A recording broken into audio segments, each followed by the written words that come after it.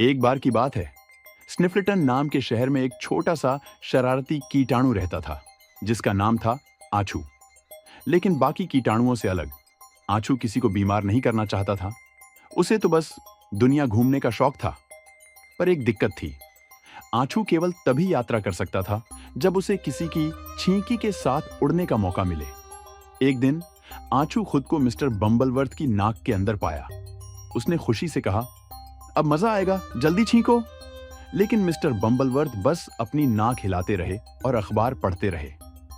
आछू को कुछ करना पड़ा। उसने अपनी खास गुदगुदी धूल निकाली, हल्का सा छिड़का और आ आ आछू। जैसे ही मिस्टर बम्बलवर्थ ने जोर से छींक मारी, आछू हवा में एक छोटे रॉकेट की तरह उड़ गया।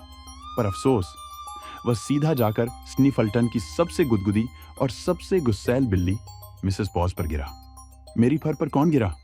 बिल्ली ने गुर्राते हुए पूछा। अरे नहीं, आछू डर गया और झटपट उछलकर भागा। तभी पास से गुजर रहे एक एलर्जी वाले लड़के की छींकी से फिर से उड़ गया। इस बार वह एक फूलों के बगीचे में जा गिरा।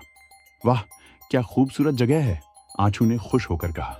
तभी एक भिनभिनाती मधुमक्खी उसके पास आई और बोली, अरे तुम मेरी डेजी पर बैठे हो। ओह, माफ करना। आछू हंसते हुए उछला और एक गेंदे के बीज पर जा बैठा। तभी एक तेज हवा के झोंके ने उसे ऊपर आसमान में उड़ा दिया। वह बादलों के बीच उड़ता रहा, चिड़ियों को हाथ हिलाकर नमस्ते करता रहा और खुद को एक छोटा सुपर हीरो समझने लगा। आखिरकार वह एक छोटी बच्ची की नाक पर आ गिरा। आछू! बच्ची की जोरदार छींक के साथ आछू फिर से उड़ चला, नई रोमांचक यात्राओं के लिए। अंत।